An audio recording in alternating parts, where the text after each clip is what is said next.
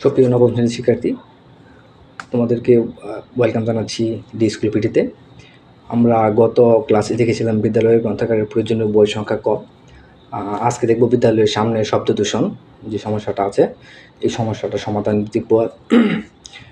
আমি আবারও উপরের যে 1.3 বাস্তব ক্ষেত্রে বিভিন্ন মাধ্যমে যোগাযোগের যে উপরের অংশটা আছে কী চেয়েছে, যদিও পূর্বের ভিডিওগুলোতে আমি এটা পড়ে শুনিয়েছি এবং বুঝিয়েছি তোমাদেরকে, তাও আমি আবার যারা আগের ভিডিওটি দেখো নাই তাদের জন্য দিচ্ছি। দলে ভাগ হও, প্রথমে বলছে দলে ভাগ হওয়ার জন্য প্রত্যেকটি দল আলাদা আলাদাভাবে বিদ্যালয়ের বা এলাকার কোনো একটি সমস্যা চিহ্নিত করো। বলা হয়েছে প্রত্যেকটি দল আলাদা আলাদাভাবে বিদ্যালয়ের এবং এলাকার কোনো একটি সমস্যা চিহ্নিত করো। একটা সমস্যা চিহ্নিত করার কথা বলা হয়েছে, যদিও নিচে কয়েকটা সমস্যা চিহ্নিত করে দিয়েছে অলরেডি বইয়ের মধ্যে। সমস্যা সমাধানের জন্য কার সাথে যোগাযোগ করব, যে এখানে কার সাথে যোগাযোগ করব, বিদ্যালয়ের সমস্যা হলে বিদ্যালয়ের প্রধান শিক্ষকের সাথে যোগাযোগ করব, যদি এলাকার সমস্যা হয় তাহলে এলাকার চেয়ারম্যানের সাথে যোগাযোগ করব। আচ্ছা, যাই হোক, এবং কোন মাধ্যমে কী কী উপকরণ ব্যবহার করে যোগাযোগ করতে হবে। এখানে আমরা যদি যোগাযোগ করতে চাই কোনো সমস্যা, তাহলে আমরা অবশ্যই লিখিত মাধ্যমে যোগাযোগ করব, দরখাস্ত লিখব, কী কী উপকরণ ব্যবহার করব। সেক্ষেত্রে আমরা দরখাস্ত লিখলে আমরা কাগজ কলম ব্যবহার করব। তা আলোচনা করে ঠিক করো। বুঝতে যে কীভাবে কী করবা, সেটা হচ্ছে আলোচনা করে ঠিক করার জন্য। এরপর যোগাযোগের জন্য প্রয়োজনীয় পদক্ষেপ গ্রহণ করো। নিচে কিছু নমুনার বিষয় দেওয়া হলো, যে একটি নমুনার বিষয় দেওয়া আছে। এই দুইটা তো আমরা গত ক্লাসে দেখেছি। আজকে হচ্ছে বিদ্যালয়ের সামনে শব্দ দূষণ। চলো আমরা দরখাস্তটা কীভাবে লিখবো দেখে আসি।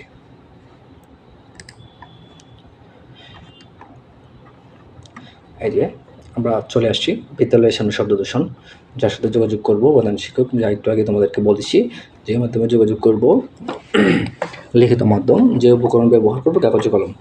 যোগাযোগের প্রয়োজনীয় পদক্ষেপ, আমরা দলে আলোচনা করে এই সমস্যার সমাধানের জন্য প্রধান শিক্ষকের সাথে লিখিত মাধ্যমে যোগাযোগ করার সিদ্ধান্ত নিয়েছি। যোগাযোগের জন্য আমরা নিম্নোক্ত আবেদনপত্রটি লিখেছি।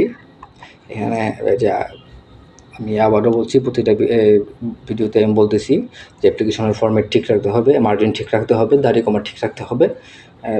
মূল বিষয় যদি ঠিক থাকে তাহলে হচ্ছে বিদ্যালয়ের টুকটাক ছোটোখাটো ভুল হলেও তেমন কোনো সমস্যা হবে না। যাই হোক, প্রথমে তারিখ লিখব, তারপর বরাবর প্রধান শিক্ষক, তোমরা তোমাদের বিদ্যালয়ের নাম, ঠিকানা, বিদ্যালয়টা কোথায় অবস্থিত, হচ্ছে বিষয়, বিদ্যালয়ের সামনে শব্দ দূষণ নিয়ন্ত্রণের ব্যবস্থা গ্রহণের জন্য আবেদন। বিদ্যালয়ের সামনে শব্দ দূষণ নিয়ন্ত্রণের ব্যবস্থা গ্রহণের জন্য আবেদন। আচ্ছা, জনাব, যথাবিধি সম্মান প্রদর্শনপূর্বক বিনীত নিবেদন, এই যে আমরা আপনার বিদ্যালয়ের নবম শ্রেণীর নিয়মিত ছাত্র, অথবা নিয়মিত ছাত্র ছাত্রী লিখতে পারো, বা নিয়মিত শিক্ষার্থীও লিখতে পারো, এটা কোনো সমস্যা নেই।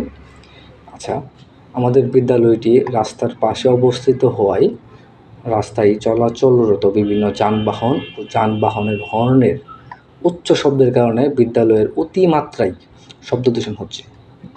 এখানে বলা হয়েছে, উপরে বিষয় হচ্ছে বিদ্যালয়ের সামনে শব্দ দূষণ হচ্ছে, আর এই জন্য আমরা আমাদের যেহেতু বিদ্যালয়ের সামনে শব্দ দূষণ হচ্ছে, তার মনে হচ্ছে অবশ্যই যানবাহন আছে, যানবাহনের শব্দ হচ্ছে, এছাড়া তো অন্য কোনো শব্দ হওয়ার কারণ থাকে না। যদিও কারণ থাকে তাহলে তোমাদের স্কুলে যদি অন্য কোনো কারণে শব্দ দূষণ হয়, ওই কারণটা উল্লেখ করবা।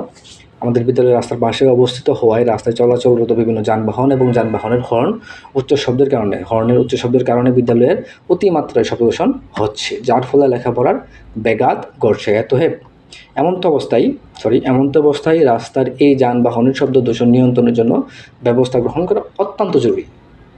আচ্ছা, তো হচ্ছে এরপরের ধাপ, এতএব জনাবের নিকট বিনীত প্রার্থনা, এই যে এই অংশটা প্রতিটা দরখাস্ততেই একই রকম, আবার এখানের এই অংশটা প্রতিটা দরখাস্তে একই রকম হচ্ছে। তারপর হচ্ছে এখানে তিনি যেন বিদ্যালয়ের সামনের এই শব্দ দূষণ নিয়ন্ত্রণ করার জন্য প্রয়োজনীয় ব্যবস্থা গ্রহণ করেন।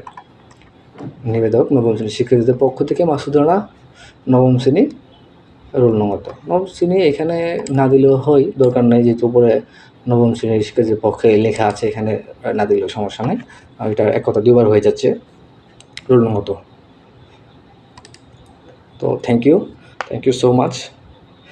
দেখা হবে এর পরবর্তী কোনো ভিডিওতে।